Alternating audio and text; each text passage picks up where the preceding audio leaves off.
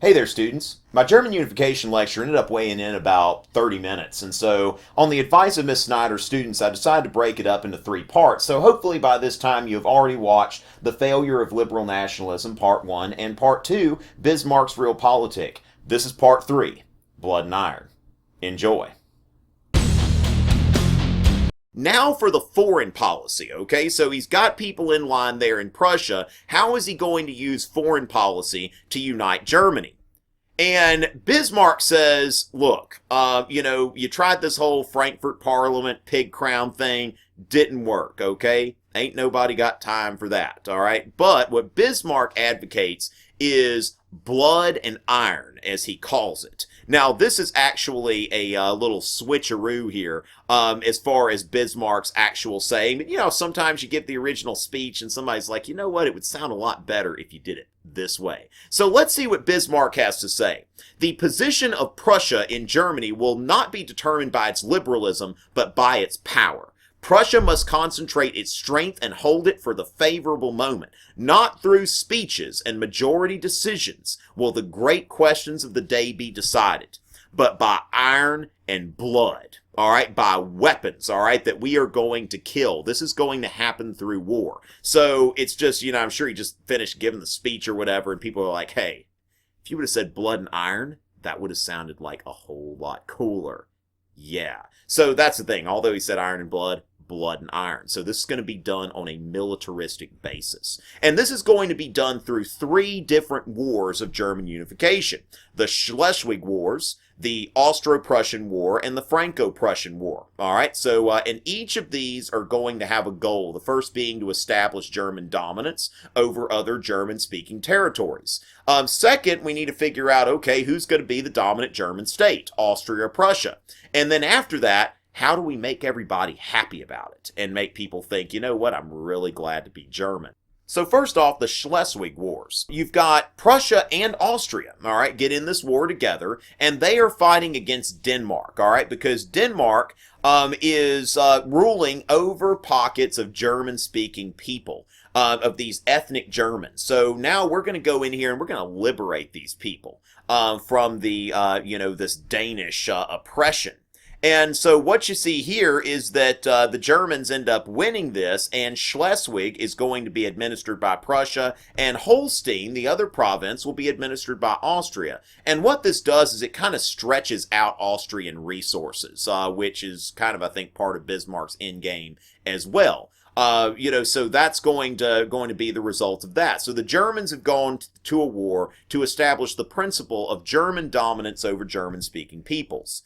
And what ends up happening after this is the foundation of not just the German Confederation, but the North German Confederation. And Prussia is effectively annexing a bunch of smaller German states. So this North German Confederation is continuing to build the basis for a unified Germany.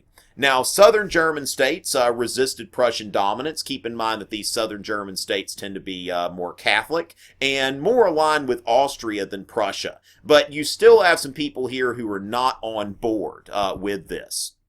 So, the awkward moment, and then there were two, Austria and Prussia. So Prussia's here, Austria's here. Who will dominate? We are going to decide this not through votes, not through speeches and liberalism, but through power, through blood and iron. And we have a war. So the Austro-Prussian War, which is also called the 7 Weeks War because it lasted, 7 weeks. All right, you think about wars like the American Civil War or several other European wars that lasted even longer than that. 7 weeks. I mean, the Prussians just went in there and bam, all right, it's over. And, Bismarck is winning, all right? This is, just an unbelievable achievement, because keep in mind that Austria was one of the great powers of Europe, and Prussia has defeated them in 7 short weeks. Now, what this establishes is the principle of Klein-Deutschland, Little Germany, all right, Lesser Germany. Calvin Klein Germany. That's what's going to happen here, that Austria is not going to be part of this unified Germany, because keep in mind the whole point is for it to be based on Prussian dominance. So bye-bye Austria. You're not part of this. But all these other southern German states are going to be. Now, the thing is, though, I'm from the South. I can understand this. People don't like to lose a war. I mean, in fact, I'm filming this on President's Day, a.k.a. Lincoln's birthday. We got sent home early because it snowed, but in a lot of the seceded states, like, we go to school on that day, and most other places, they don't go to school on President's Day. But keep in mind, I mean, it's, okay, we're not going to observe Lincoln's birthday as a holiday because on some level we're still kind of sore about all that losing. I mean, I'm not still bitter about it, right? Now, all right. So anyway, these people had lost a war too, and Bismarck realizes, that really just, you don't want to bring people in like that. You think about Reconstruction in the United States, and it was a pretty rough time. I mean, trying to bring these people back into a nation that had just lost. So Bismarck's like, okay, what can we do? Well, you know what? We need to bring everybody in, and let's go on another war against a common enemy. So how will Germany be unified? Blood and iron, okay? So Bismarck's solution to this is just a little more blood and iron.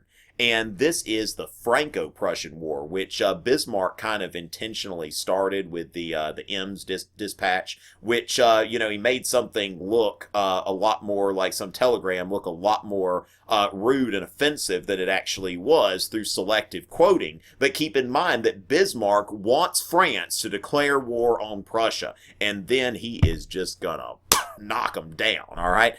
Just like he did with the Austrians. And this is a war to unite Germany. This is going to be the final war of German unification.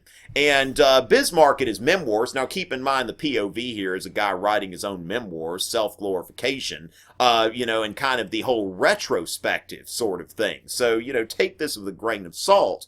But Bismarck writes here, I always considered that a war with France would naturally follow a war against Austria. I was convinced that the gulf which was created over time between the north and south of Germany could not be better overcome than by a national war.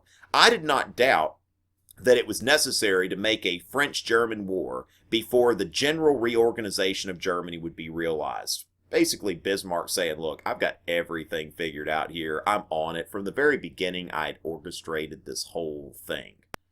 So what you've got here essentially is Bismarck saying, like, hey, I had this planned out all from the very beginning, all from the get-go, which if you want to believe that, great. Bismarck was a smart guy, but at the same time, keep in mind the self-glorification of this type of source. How did the Prussians win all these wars? How were they able to assert themselves? Remember the modern industrialized military state, that the Prussian army had an efficient general staff, and they were able to use railroads and artillery to a greater extent than the French. So what you're dealing with, whether it's Prussia versus the Danes, the Austrians, the French, it is the impact of modern technology. Keep in mind that during this time, Prussia, Germany, they are starting to eclipse the British even in their, steel production and that sort of thing, that they are fully embracing industrialization and they're winning wars as a result. France is still kind of largely agricultural at this time, never really fully embraced that whole industrialization thing. And you can see here some Prussian artillerymen that, they've got some pretty advanced equipment there for the time. And in 1870 to 71, the Prussians besieged Paris. Then they take it. Prussia wins. You see that here is Bismarck chilling with Napoleon III, which this is kind of like the downfall of Napoleon III's government, losing this Franco-Prussian War. It's going to lead to like the Paris Commune and all kinds of other upheaval.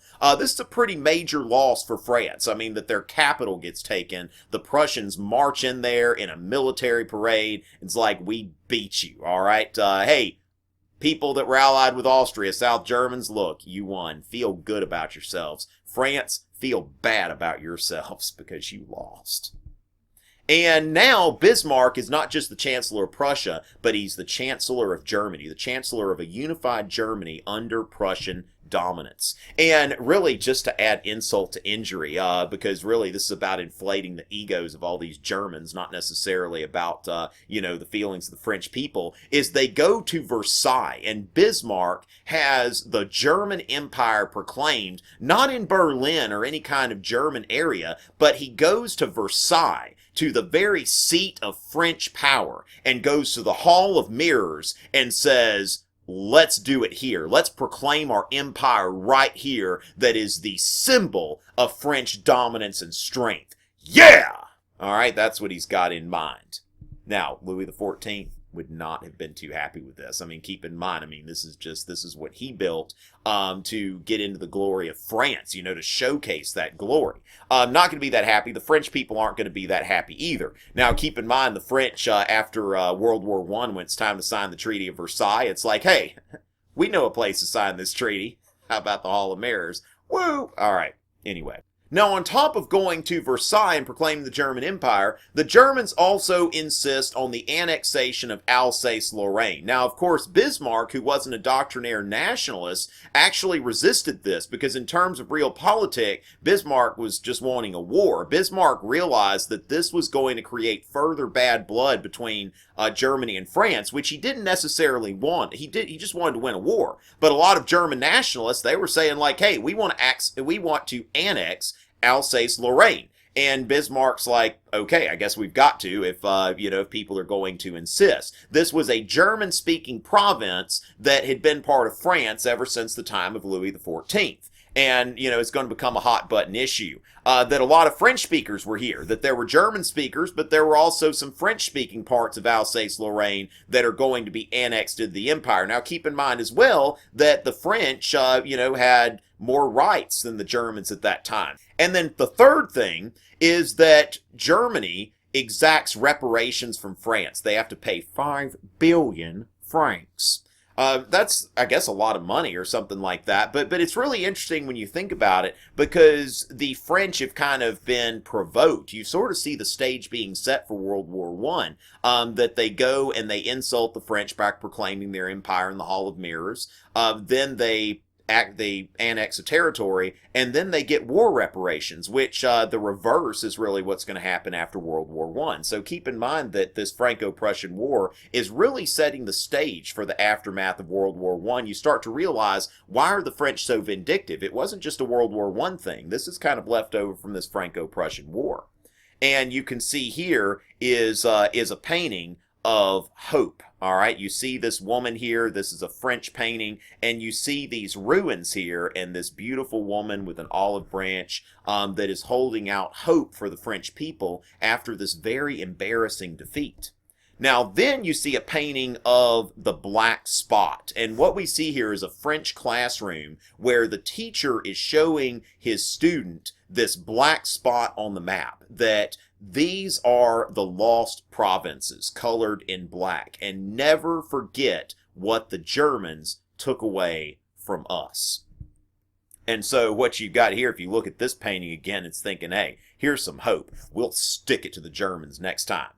And then there's another painting that's a little more, forceful to that effect. Woe to the victors, all right, that this guy says here in 1871. You see France holding what I presume to be the treaty that ended the Franco-Prussian War, and it's like, whoa, stop, better recognize, or something like that. France is looking angry.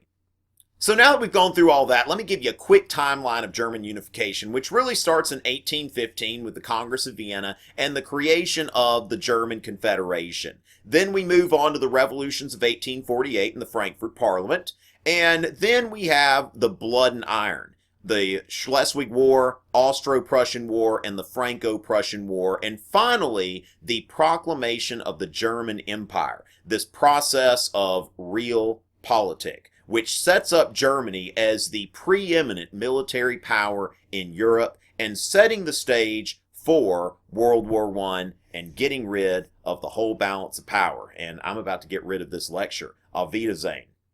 Goodbye.